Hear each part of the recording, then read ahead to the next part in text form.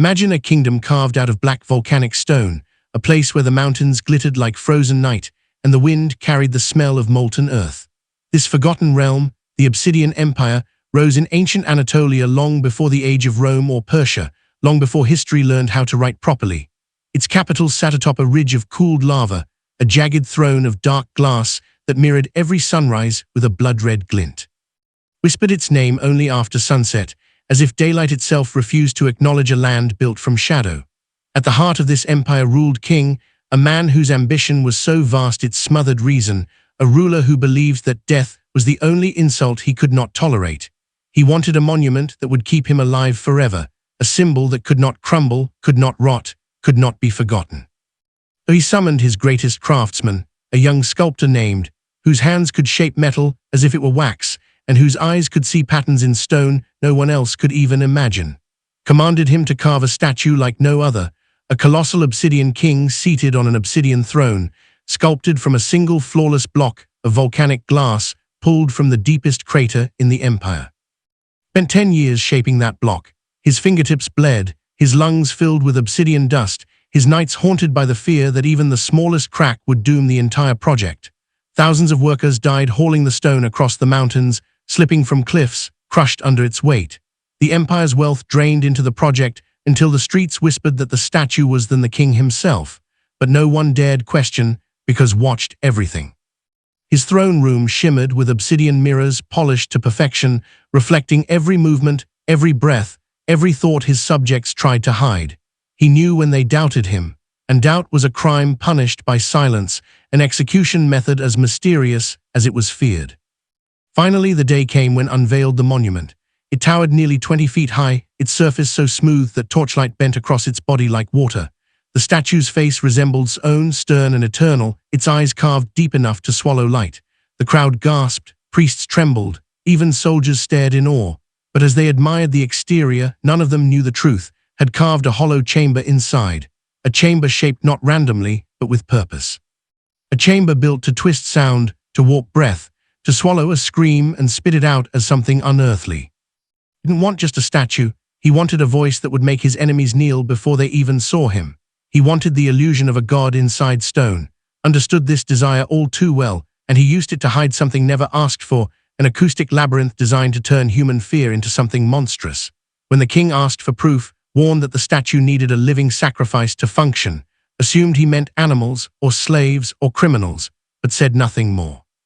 He simply stepped aside as the king ordered his guards to bring forth a prisoner, one of the rebels who had dared to question taxes.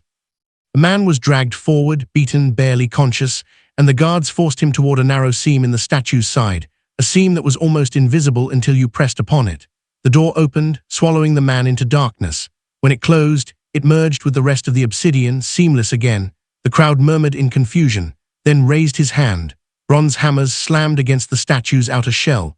The sound vibrated like deep thunder. Inside, the prisoner screamed, terrified, disoriented, trapped in a pitch-black chamber with walls that absorbed air like a living lung.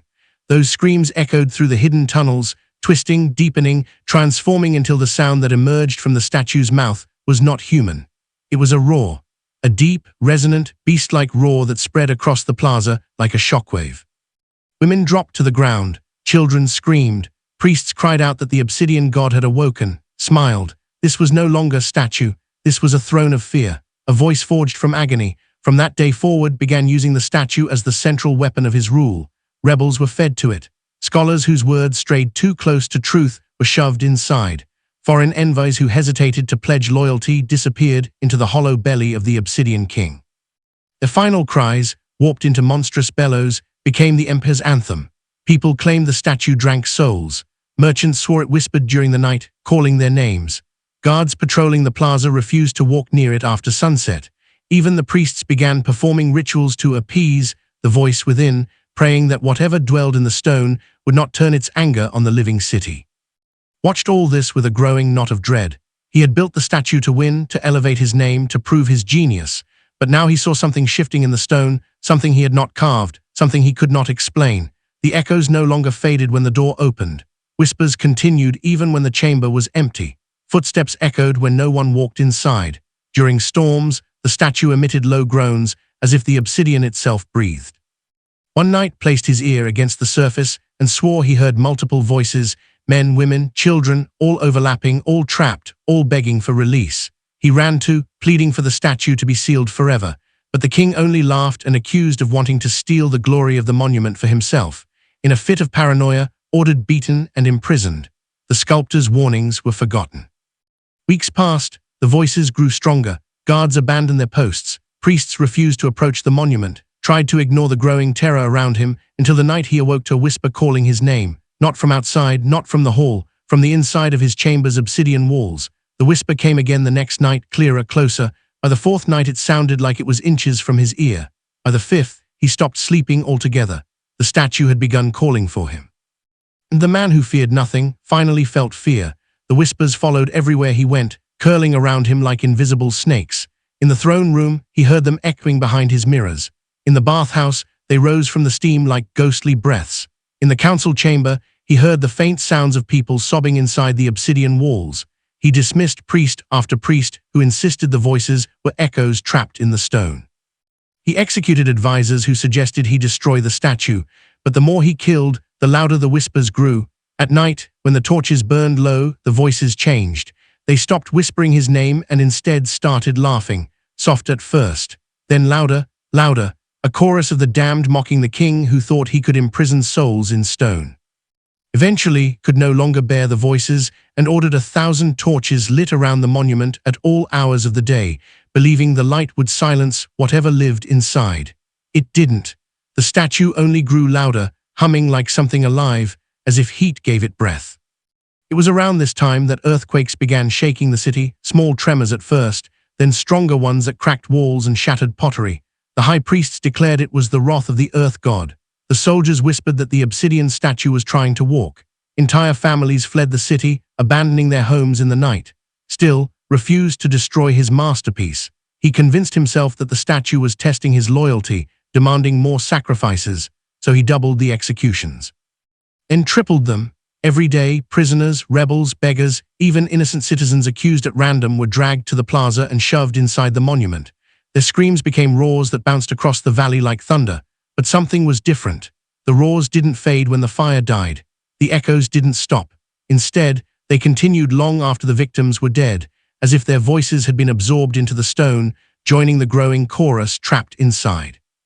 One night, while a storm raged across the mountains, lightning struck the obsidian ridge beneath the city.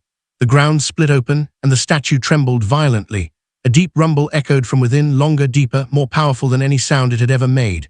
The entire city woke to the noise, thinking a volcano had erupted. But it wasn't the earth screaming. It was the monument. By morning, word had spread that the statue had begun to move, tiny shifts, almost unnoticeable. But enough to terrify the guards who felt the vibrations beneath their feet.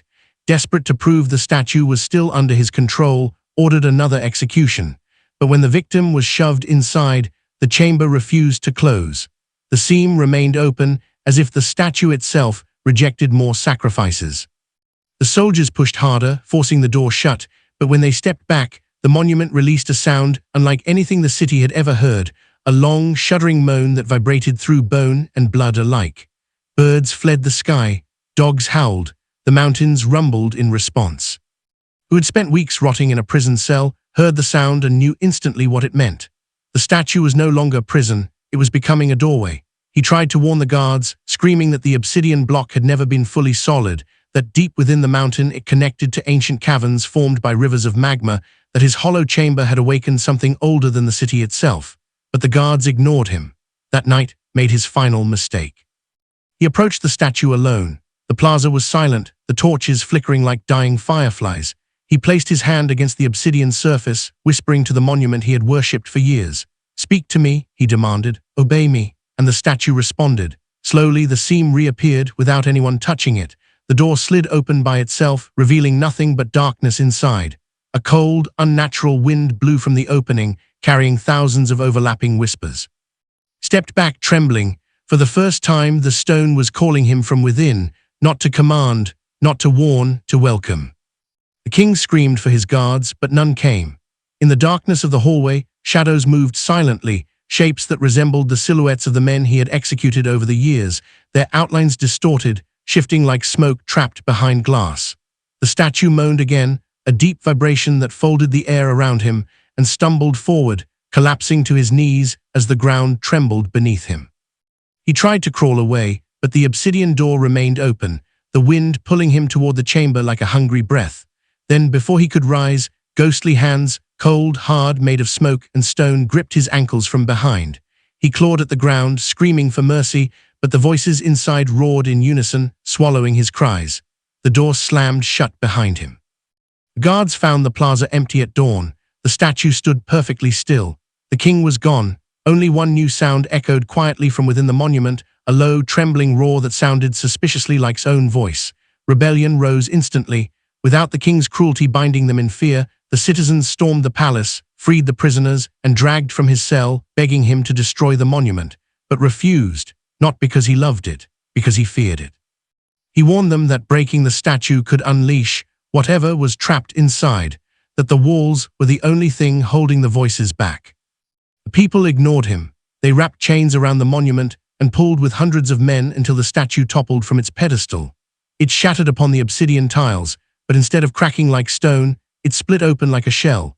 A deafening roar erupted as a blast of black wind surged outward, knocking half the crowd unconscious. The fragments of obsidian shimmered like living embers, each shard swirling with faces of every victim the king had trapped inside. They rose, drifting upward like a storm of dark petals, merging into a single towering shadow. For one heartbeat, the shadow gazed upon the city, as if recognizing the world after centuries of confinement. Then it turned and vanished into the mountains, dissolving into the horizon as the sun rose. By the time silence returned, the people realized the truth. They had not destroyed the statue, they had released the souls. The Obsidian Empire collapsed within a generation. Earthquakes swallowed its temples. The mountains split open, burying the capital in black stone, avoided the region for centuries, claiming they heard roars from beneath the ground, especially during storms. Even now, shepherds in the surrounding hills say that when the wind blows across the obsidian cliffs just right, you can hear his voice echo through the night, deep, monstrous, endless, calling out from the darkness he created. And some swear that the shadow that escaped the statue still walks the volcanic ridges, searching